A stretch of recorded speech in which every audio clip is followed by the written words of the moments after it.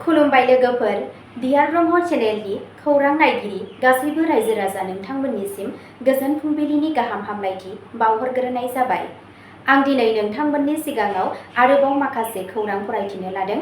आसा खालामो नोंथांमोनहा खौरांखौ खोनासंनानै मोजां मोनगोन आरो बेजों लोगोसेनो नोंथांमोनहा सानफ्रोमबो फुंबिलि आरो बेलासि समाव गोदान खौरांनि आपडेट मोननो थाखाय चेनेलखौ साबस्क्राइब खालामनानै लादो आरो खौरांखौ खोनासंनानै मोजां मोनोब्ला अन्नानै लाइक, शेयार आरो कमेन्टबो खालामनानै होलांब्लानो जाबाय। दिनैनि गाहाय रादाबफोराव दङ। 55थि गायसनथाइ सानाव एबसुआ बिपिएफ आरो इउपिपिएलनि गेजेराव खौसेथिनि थाखाय खावलायदों। काजिरङानि कहरा रेन्जआव गान्दानि गाग्लोबनायाव हमगार्डनि जिउ खहा, गुबुन सासेया जोखोम। मिरु नखर मन्त्रि अमित शाहया 27 फेब्रुआरिनिफ्राय साननैनि थाखाय आसाम दावबायनायनि आसा दं। नागालेन्डनि हिंसाजों मोगा-मोगि जानांनाय म'वा गामियाव थासारिया सामलायजाबाय, सिकिउरिटि गोरासिन खालामदों। धलाइयाव 1,10,000 याबा टेब्लेटफोर जब्द खालामदों।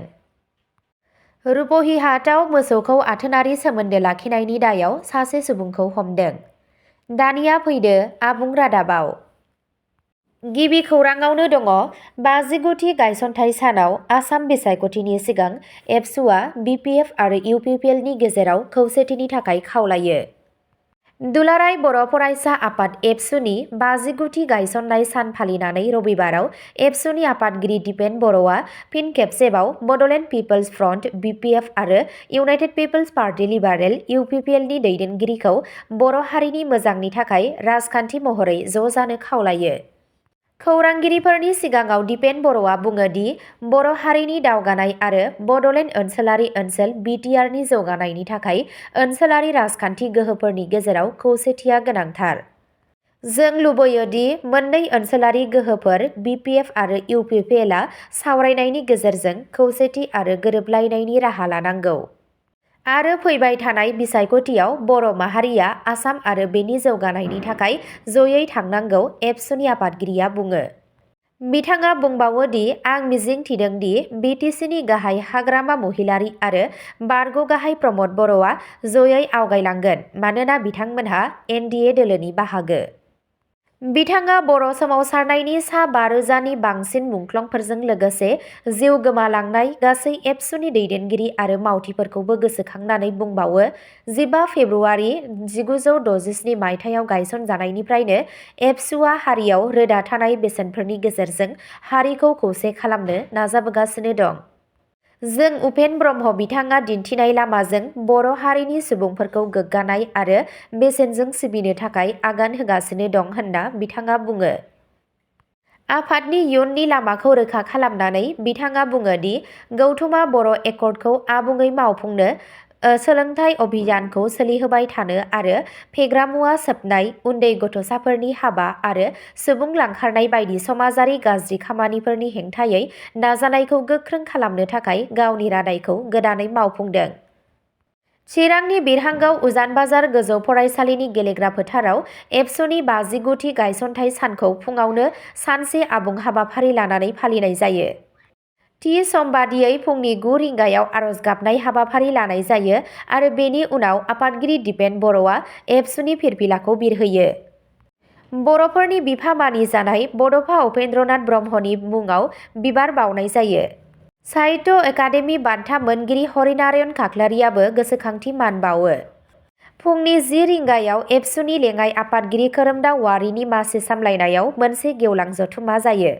बे जथुम्मायाव एबसुनि दैदेननायजों लोगोसे बर' साहित्य सभा, बाथौ गौथुम आरो गुबुन बर' माहारियारि आफादफोरनि दैदेनगिरिफोरा बाहागो लादोंमोन।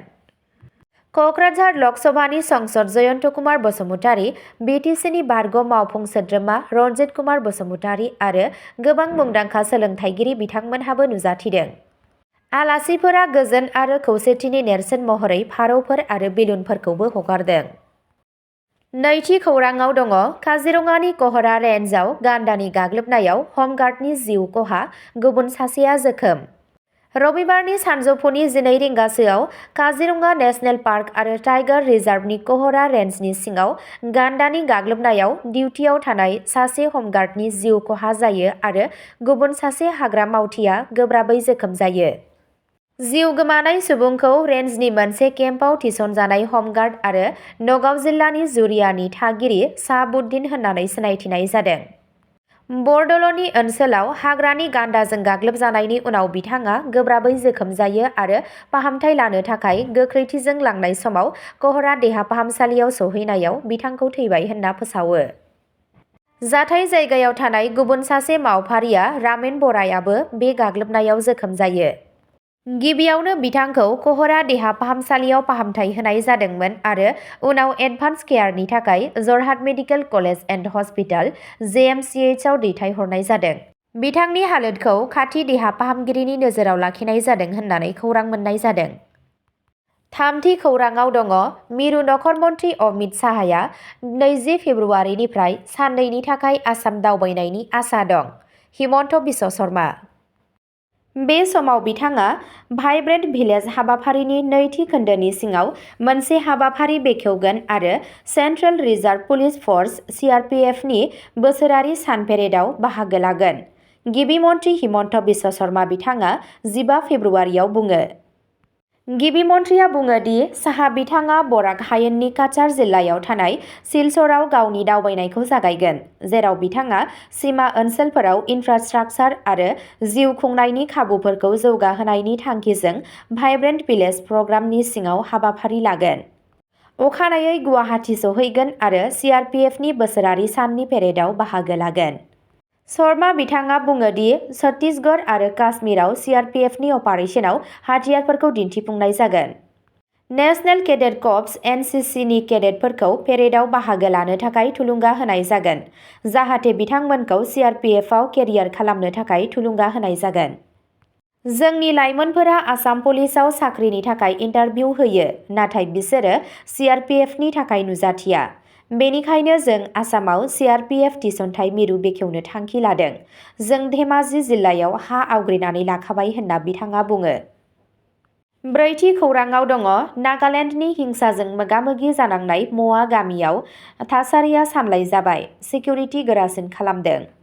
मेडजिपेमा महकुमानि सिङाव थानाय गामियाव 13 फेब्रुवारि खालि जानाय दाङाबाजियाव खमैबो सा 26 सुबुंफोरा जोखोम जादों। खौरां मोन्नाय बादिब्ला बे हिंसाया गोबाव समनिफ्राय सोलिबोनाय हानि दान्थे-बिदान्थेनि थाखाय सोमजिदों आरो बेयाव गामियारि आरो चाकरमा लाइमोन आफाद (CYO) नि सोद्रोमाफोर लोब्बा दंमोन। पुलिस बिबानगिरिफोरा फोरमायनाय बादिब्ला नागालेन्डनि सुमुके-दिमा जिल्लानि हिंसाजों मोगा-मोगि जानांनाय गामि म'वायाव 14 फेब्रुवारि खालि थासारिया कन्ट्रल जानानै दंमोन। रैखाथि गोहोखौ बांहोनायनि गेजेराव जेबो गोदान जाथाय मोननाय जायाखै। ओनसोलाव आरो बेनि खाथि-खाला जेबो दुंहाव थासारि सोमजिनायखौ होबथानो थाखाय रैखाथि हान्जाफोरखौ थिसननाय जादों। म'वा गामि आफादनि मासिगिरि सुदमिनलाल वाइपेया खौरां बिजोंजों रायज्लायनानै बुङो दि सावरायनाय आरो गावजों-गाव गोरोबलायनायनि गेजेरजों जेंनाखौ सुस्रांनो नाजागासिनो दं। बिथाङा रोखा खालामो दि बे हिंसाया मोनसे थि हा खोन्दोखौ लानानै नांज्लायनायनि जाहोनाव सोमजिदों आरो ओनसोलाव जौगाखांनाय खामानिफोराव हेंथा होनो नाजानाय गैया होनना रोखा बुंथियो। पुलिसआ रायजो-राजाफोरखौ सिरि थानो, नंखाय रादाब गोसारहोनायनिफ्राय गोजानाव थानो आरो गोजोनखौ थि खालामनो आरो बेफोरबादि जाथाया फिन जानायनिफ्राय होबथानो थाखाय बिबानगिरिफोरखौ हेफाजाब होनो खावलायदों। बाथि खौराङाव दङ धलाईआव 1,10,000 याबा टेब्लेटफोर जब्द खालामदों।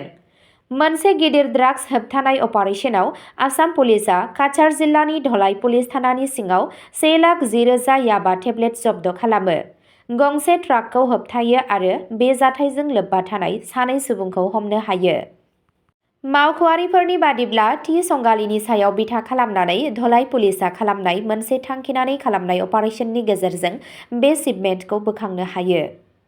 द'थि खौराङाव दङ रुपहिहाटआव मोसौखौ आथोनारि सोमोन्दो लाखिनायनि दायाव सासे सुबुंखौ हमदों।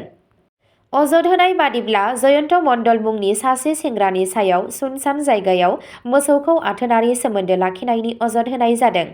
रिपर्टआव बुंनाय जादों दि जुनारखौ फोथारनिफ्राय मोनसे एखुथा जायगासिम लांनाय जादों, जेराव बे अजद होनाय खामानिखौ मावनाय जादों। जाथायनि उनाव मोसौनि बिगोमाया आमबागान पुलिस थानायाव नेमखान्थि बादियै अजद होयो। एफआइआरनि सायाव राहा लानानै पुलिसआ दायनिगिरिखौ गावनि आवथायाव लायो आरो नायबिजिरनायखौ जागायदों। दासान्दि सोंनाय फिननाया सोलिगासिनो दं। बे जाथाया ओनसोलनि सुबुंफोरनि गेजेराव रागा जोंखांहोदों, जाय बिथांमोनहा बेखौ मोनसे सोद्रोम समाजाव गोथौवै जेंना गोनां आरो गनायजाथाव नङा होनना फोरमायदों। नायबिजिरनायनि उनाव नांगौबादि आयेनारि राहा लानाय जागोन होननानै बिबानगिरिफोरा खोथा होदों। अब्ला दिनैनि खौरां फरायथिनाया एसेनोसै। गोजोन्थों।